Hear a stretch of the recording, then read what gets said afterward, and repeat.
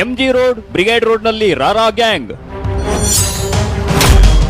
ಸುರಸುಂದರಿಯರ ತೇಲಾಟ, ಓಲಾಟ, ರಂಪಾಟ.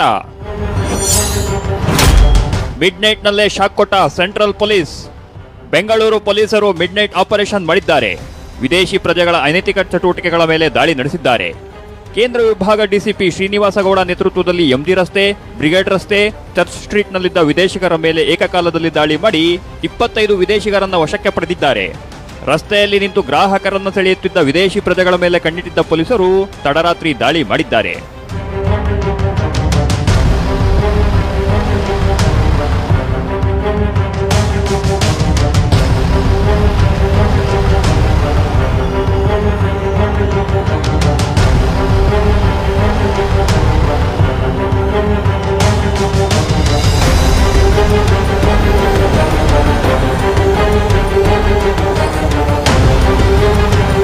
ಪೊಲೀಸರ ದಾಳಿ ಬಗ್ಗೆ ತಿಳಿಯುತ್ತಿದ್ದಂತೆ ವಿದೇಶಿ ಪ್ರಜೆಗಳು ಓಡಾಕೆ ಶುರು ಮಾಡಿದ್ರು.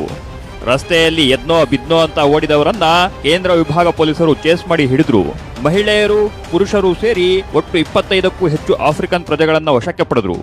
ಕಬ್ಬನ್ ಪಾರ್ಕ್ ಇನ್ಸ್ಪೆಕ್ಟರ್ ಚೈತನ್ಯ ನೇತೃತ್ವದಲ್ಲಿ ವಶಕ್ಕೆ ಪಡೆದು ಆಫ್ರಿಕನ್ ಪ್ರಜೆಗಳಿಗೆ ಮೆಡಿಕಲ್ ಹಾಗೂ ನಾರ್ಕೋಟಿಕ್ ಟೆಸ್ಟ್ ಅನ್ನ ಬೌರಿಂಗ್ ಆಸ್ಪತ್ರೆಯಲ್ಲಿ ಮಾಡಿಸಲಾಯಿತು. ಅಶೋಕನಗರ, ಕಬ್ಬನ್ ಪಾರ್ಕ್ ಠಾಣೆ ವ್ಯಾಪ್ತಿಯಲ್ಲಿ ಅವಧಿ ಮೀರಿ ವ್ಯವಹಾರ ನಡೆಸುತ್ತಿದ್ದ ಹಲವು ಹೋಟೆಲ್, ಪಬ್, ಬಾರ್ ಮತ್ತು ರೆಸ್ಟೋರೆಂಟ್ಗಳ ಬಗ್ಗೆ ಆಮ್ ಆದ್ಮಿ ಪಕ್ಷದ ರಾಜ್ಯ ಯುವ ಘಟಕದ ಉಪಾಧ್ಯಕ್ಷ ಗಿರೀಶ್ ಕುಮಾರ್ ನಾಯ್ಡು ಕಮಿಷನರ್ ದಯಾನಂದ್ಗೆ ದೂರು ನೀಡಿದ್ರು. ನಿನ್ನೆ ತಡರಾತ್ರಿ ನಮ್ಮ ಬೆಂಗಳೂರಿನ ನೂತನ ಕಮಿಷನರ್ ಆದಂಥ ದಯಾನಂದ್ ಸರ್ ಅವರು ತಗೊಂಡಿರುವಂಥ ಕಾರ್ಯವನ್ನು ನೆನೆಸ್ಕೊಂಡ್ರೆ ಭಾಳ ಒಂದು ಖುಷಿ ತರುತ್ತೆ.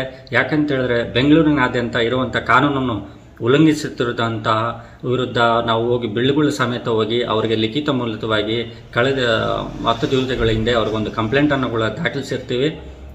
ಕಂಪ್ಲೇಂಟ್ ಏನಂತ ಹೇಳಿದ್ರೆ 1 ಗಂಟೆ ನಂತರ ಯಾವುದೇ ರೀತಿ ಹೋಟೆಲ್ ಆಗಲಿ, ರೆಸ್ಟೋರೆಂಟ್ಸ್ ಆಗಲಿ, ಪಬ್ ಆಗಲಿ ಯಾವುದನ್ನು ತೆರೆಯುವಂತಿಲ್ಲ.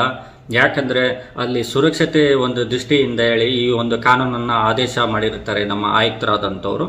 ಆ ಒಂದು ನಿಟ್ಟಿನಲ್ಲಿ ಈ ಎಂಪೈರ್ ಹೋಟ್ಲ್ ಆಗಿರ್ಬೋದು, ಈ ಪಬ್ಸ್ ಆಗಿರ್ಬೋದು, ಇವ್ರು ಮಾತ್ರ ವಿಶೇಷವಾಗಿ ಇವ್ರಿಗೆ ಯಾವುದೇ ರೀತಿ ಇವ್ರಿಗೆ ಕಮಿಷನರ್ ಆದೇಶವನ್ನು ಇವ್ರಿಗೆ ಅಪ್ಲಿಕಬಲ್ ಆಗೋದಿಲ್ಲ ಅನ್ನೋ ಒಂದು ರೀತಿಯಲ್ಲಿ ಇವರು ನಡ್ಕೊತಿರ್ತಾರೆ.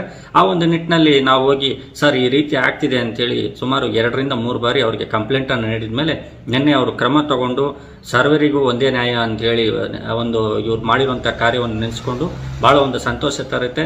ಈ ಒಂದು ಸಮಯದಲ್ಲಿ ನಾನು ಅವ್ರಿಗೆ ಧನ್ಯವಾದಗಳನ್ನು ತಿಳಿಸೋಕ್ಕೆ ಬಯಸ್ತೀನಿ ನಮ್ಮ ನೂತನ ಕಮಿಷನರ್ ದಯಾನಂದ್ ಸರ್ ಅವರಿಗೆ.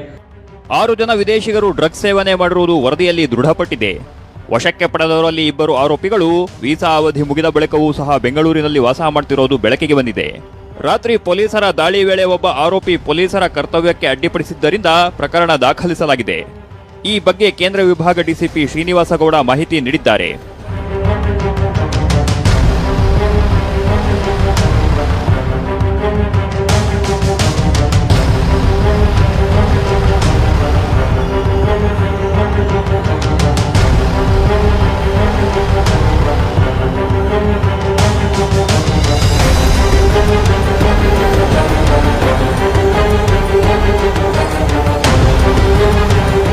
ಪಬ್, ಬಾರ್, ರೆಸ್ಟೋರೆಂಟ್ ಮಾಲೀಕರಿಗೂ ವಿದೇಶಿಗರ ಅನೈತಿಕ ಚಟುವಟಿಕೆಗಳ ಬಗ್ಗೆ ಮಾಹಿತಿ ನೀಡುವಂತೆ ಸೂಚನೆ ನೀಡಿದ್ದಾರೆ. ಮುಂದೆ ವಿದೇಶಿ ಪ್ರಜೆಗಳ ಆಟಾಟೋಪಕ್ಕೆ ಬ್ರೇಕ್ ಬೀಳುತ್ತಾ ಅಂತ ಕಾದು ನೋಡಬೇಕಿದೆ. Arun Kumar N, crime bureau.